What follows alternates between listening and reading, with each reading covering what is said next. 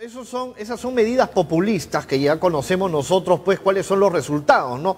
Igual como en Venezuela se hacía, en Nicaragua, en Cuba, en algún momento en El Salvador, ¿no? En Honduras. O sea, eso no funciona, ¿no? Lo que acá funciona, obviamente, es que se ponga a mover las industrias y que se ponga a mover también lo que tiene que ver con la minería, y la minería está paralizada totalmente. Es una vergüenza que nosotros, siendo país minero como nos conocen internacionalmente, hablar con unos amigos, pero ustedes son mineros, eso es lo único que les da ventaja.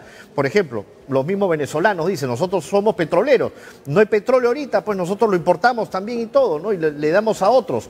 No tenemos para nosotros, nos cuesta carísimo, pero ustedes lo salvan la minería si quiere algo. Pero claro, si uno toca a fondo, la minería está paralizada porque no los dejan trabajar, así de sencillo. Evidentemente, tener un campamento como Cuajone, sin agua durante más de 60 días, la parálisis de La Bamba, donde ya lleva en los 4 años un año de parálisis sin funcionar y chantaje permanente, 3 campamentos en Ayacucho, 2 de ellos incendiados, Quellaveco, alegando que un afluente de un río, donde el río Tambo, el 98% se bota al mar, y solamente Quellaveco utiliza el 2% de los recursos y los trata adecuadamente, venir a querer paralizar este proyecto y que el presidente abra las puertas del Palacio de Gobierno para dar merced a este chantaje. O sea, este populismo es sumamente caro al país. Estamos hipotecando las generaciones del futuro. Esto nos va a costar muchos años para la recuperación. Yo veo este periodo, digamos, un periodo muy duro para el país. El señor Castillo está viviendo las horas finales. El periodo final, a mi opinión, es insostenible esta situación, por más que se cuente con la complicidad del Congreso, pero la recuperación del país nos va a llevar tranquilamente 8 o 10 años. Hemos perdido en muy escasos meses lo que con gran sacrificio logramos en casi 30 años. Compara hasta el año 2018, ¿no? Más o menos, en donde existía también cierto boom inmobiliario, ¿no? En nuestro país, porque había un boom inmobiliario que está también paralizado. Estamos observando, por ejemplo, también gente que está vendiendo sus propiedades, que está alquilando sus propiedades. Claro, obviamente nadie las alquila y tampoco las llegan a vender, porque claro, no hay circulación, ese intercambio de plata como existía hace unos años atrás, y claro, se han perdido años, pues, ¿no? Entonces, a su juicio, señor Indacochea, tiene que haber un valiente, tiene que haber alguien, ¿no?, que lleve la batuta, o sea, que diga, bueno, señores, a partir de acá la cosa cambia, ¿no? O sea, no podemos nosotros estancarnos ni seguir atracados. Yo creo que vamos a tener que ir por etapas. La primera etapa, evidentemente, es el retiro del señor Castillo. Claro, mucha gente me pregunta en la calle, los ciudadanos día a día, ¿qué hacemos? ¿Quién viene? La vicepresidenta. Ok, pero si quiera salir del señor Castillo, vamos a contener la red de corrupción. La siguiente etapa, vamos a tener que ir avanzando gradualmente. Vamos a tener que ir no a elecciones de inmediato, sino un cambio en la ley de partidos. Porque si vamos hoy día en elecciones inmediatas, terminamos nuevamente con los Acuña y con los Luna. Y terminamos con lo mismo de siempre. Y eso es lo que no quiere el país. Acá el ciudadano de la calle quiere algo diferente, quiere un Perú distinto. No quiere ese tráfico de influencias. No quiere los dueños de empresas que compran partidos como si compraran empresas, ¿no? Así es. Y ese es el problema. ¿Por qué? Porque todo parte también, y aunque la gente que nos está escuchando no lo crea, de esa reforma política que tiene que haber ya en cada partido, en cada uno de los partidos que se presentan para las elecciones, que ese es otro tema aparte. Pero claro, todo eso influye sin duda luego en el acontecer de un país económicamente activo, que debería de estar lamentablemente dormido hoy por hoy, como decía la canción de Chabuca Granda, el Perú un país dormido, ¿no? Y seguimos en estos momentos, ahora estamos más dormidos que nunca y soñando, porque claro, yo particularmente sueño con que el Perú vuelva a ser el país que económicamente estaba en alza, ¿no?, hace un tiempo atrás, no muy lejano. ¿Y cómo se ha podido destruir realmente en tan pocos meses? O sea, claro que esto no es gratuito, ¿no? Esto ya ha venido, como se dice, organizándose. Esta gente ha venido, como se dice, ya triangulizando todo esto para llegar a donde estamos ahora, que es una situación de decepción y en la cual también los países que están fuera no tienen esa esa iniciativa o el querer acercarse al Perú. Me da la sensación que hay muchos empresarios fuera que tienen miedo, obviamente, de apostar en el Perú hoy por hoy. Obviamente por esta desestabilización, ¿no? Entonces, evidentemente en esta situación no van a venir al país, no hay condiciones, digamos, atractivas para llevar a cabo una inversión. Y con gran cinismo nos plantean, o sea, argumentan que antes había corrupción, entonces hoy día tenemos que dejarles pasar la corrupción que ellos tienen. O sea, nos quieren dar una vieja moralidad. Miren, o sea, en otras palabras, como antes había más corrupción y ahora hay menos, hay que dejarlos que sigan siendo corruptos. Exacto. O sea, acá, entonces, yo entendía que la corrupción es corrupción y hay que erradicarla. La corrupción es un cáncer, pero para ellos hay corrupción buena y corrupción mala, entonces. Incluso en lo que se refiere al maltrato a la mujer, mire. O como también se dice, la corrupción de la izquierda y la corrupción de la derecha, ¿no? Entonces dicen, no, la corrupción de la izquierda es normal, no hay problema. O sea, no hay problema. No. En otro tema importante es el siguiente. Miremos, yo me pregunto, un congresista que viola y es suspendido solamente 120 días, no lo ponen a disposición del Poder Judicial. Estamos hablando de más de 50.000 maltratos familiares en lo que va del año. Son 300 presidentes, candidatos a presidentes regionales y locales que están acusados de maltrato familiar. Campesinos que maltratan a las mujeres y las acusan de brujas. Yo me pregunto lo siguiente, señor. ¿Dónde están las ONGs? ¿Dónde están las instituciones de defensa de la mujer? Así es. ¿Dónde está Manuela Ramos? ¿Dónde está el Ministerio de la Mujer? ¿Están ausentes o hay maltrato de izquierda y maltrato de derecha? ¿Ah? Y el tema está, cuesta tanto, señor Indacochea, claro, quizá va a sonar una pregunta bastante inocente, ¿no? Pero de hecho yo diría, o sea, a ver, uno dice, ¿por qué la izquierda, a ver, rescatar lo bueno de la izquierda, rescatar lo bueno de la derecha, que los dos se puedan converger o que se puedan confluir? Pero claro, si vamos a estar con estos temas de a ver quién jala más, ¿no? Estamos observando que existe una presión interna, una pugna interna, no se va a poder salir. Hay empresarios de izquierda, hay empresarios de derecha, hay empresarios de izquierda moderada, por ejemplo, ¿no? Que son exitosos. Hay empresarios que son de derecha. Yo digo, a ver, ¿por qué no buscar el equilibrio? Señor Bray, es que a mi opinión, la clase política peruana se quedó en los 80, en los 70. Hoy día ya la separación de izquierda y derecha ya no juega. Eso es obsoleto. Miremos. Trump apoya a Rusia. Bolsonaro apoya a Rusia. El señor Cerrón apoya a Rusia y el señor Bellido también apoya la invasión rusa a Ucrania. ¿Qué nos pone de manifiesto? Que ya no hay derecha e izquierda. Hoy día lo que hay es dictaduras o democracias.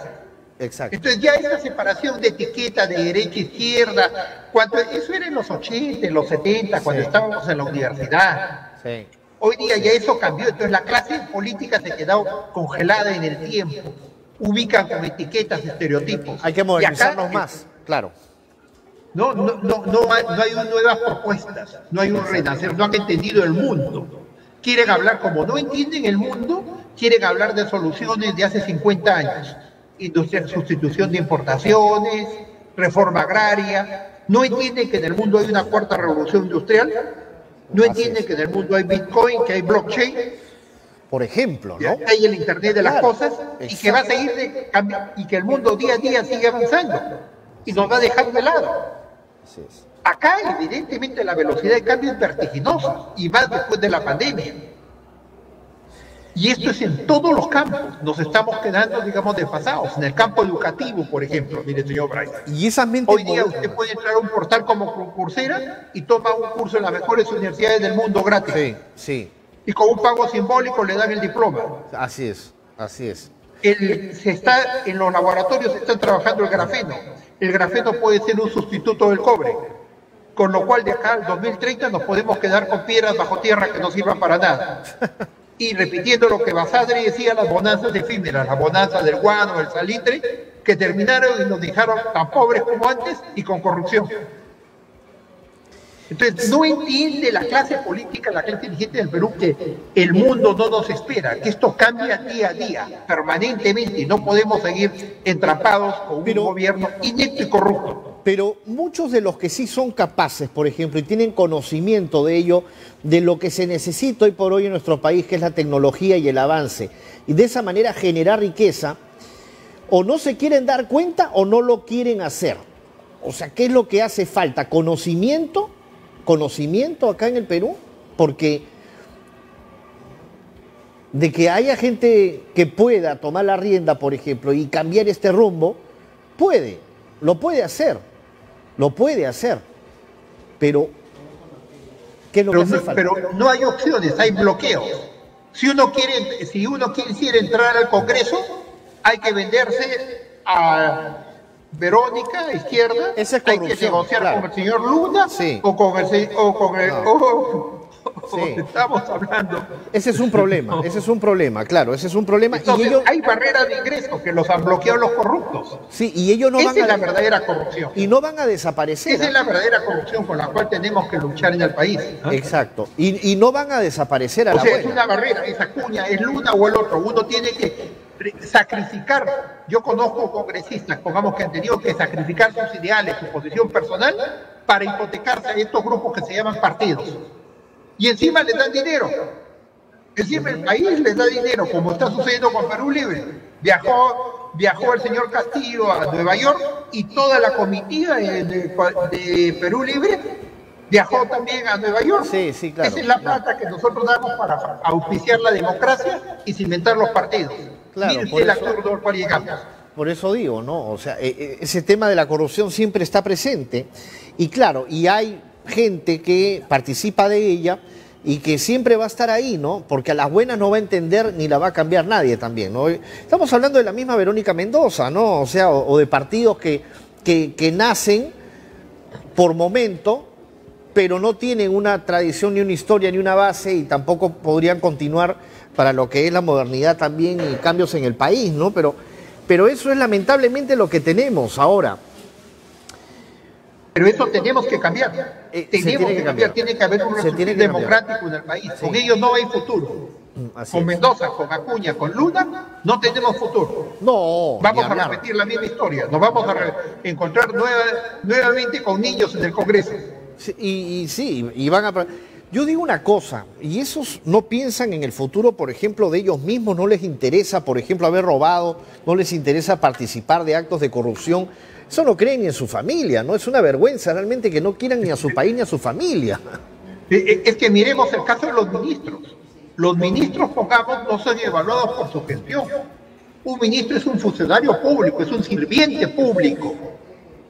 Así se testimonia. Entonces tiene que cumplir la tarea para hacer una gestión en su gobierno, en el gobierno. Hoy día los ministros son simplemente los espadachines o los defensores de las acusaciones de corrupción del presidente, que hay que hacerles notar que terminado este periodo, ellos van a ser acusados de cómplices e ineficiencia en su gestión.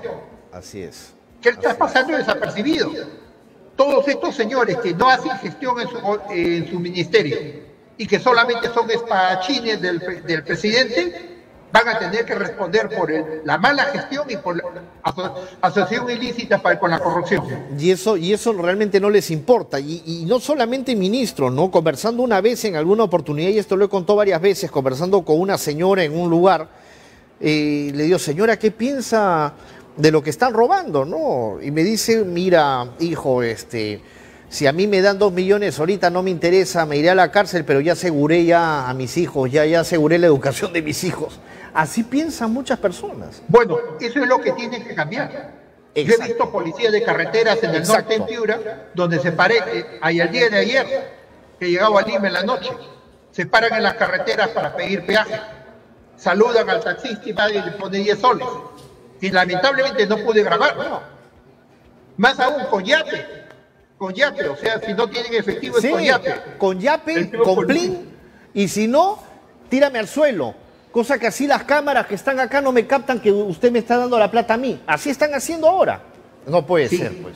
O sea, no es que ¿qué esperamos? Si sus generales tienen que pagar $30.000 al presidente para ascender, ¿qué esperamos del policía de la calle? Esto No, tiene que cambiar.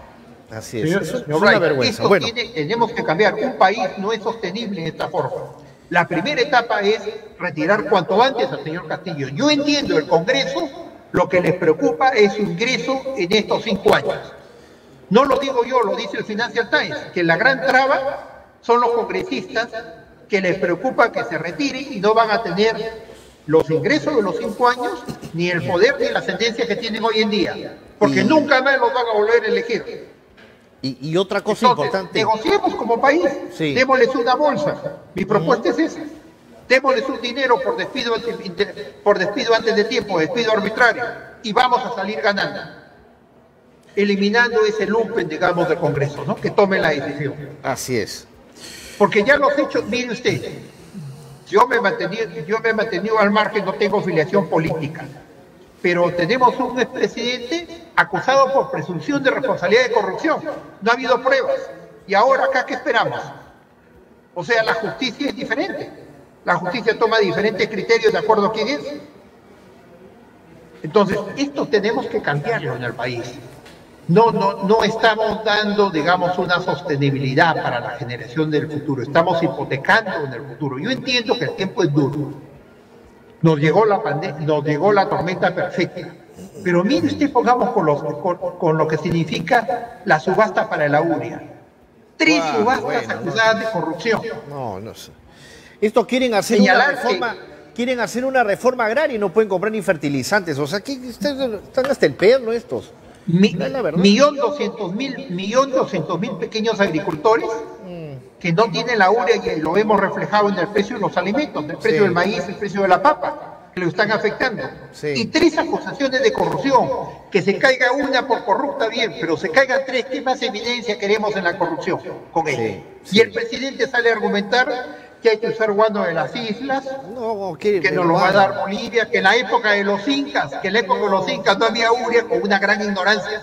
Yo realmente estoy pensando que el señor no ha sido ni agricultor, para haber dado ese tipo de declaraciones. Él no ha sido agricultor, tampoco ha sido maestro, él siempre ha sido un líder sindical. Pero si él solamente Porque se ha ¿cómo puede tirado dar al piso al frente testimonio del de que en la Congreso? época de los incas no había urea? No, que no sabe nada, creo, señor Indacochea. O sea, el presidente lamentablemente que la urea no sabe ni siquiera ni lo que significa urea, ni fertilizantes. El señor ha llegado ahí por accidente. Así de sencillo, porque por ahí no había otra opción según alguno y votaron por él, o sabe Dios cómo habrá sido la cuestión.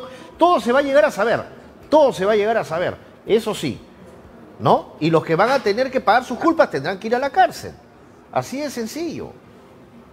Ahora, sí soy yo convencido que tenemos que hacer una opción diferente.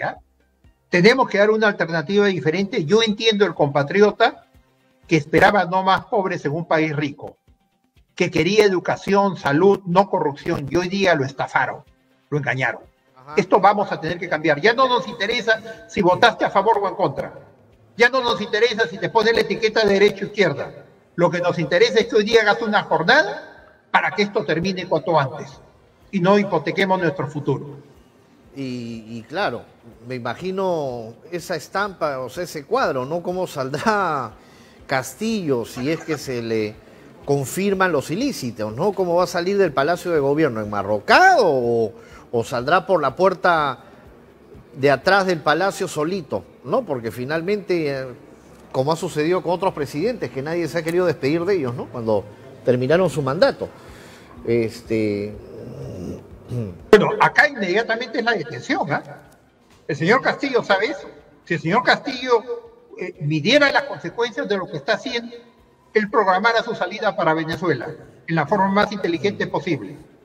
Pero él quiere jugar hasta el final. Claro, el costo es para el país.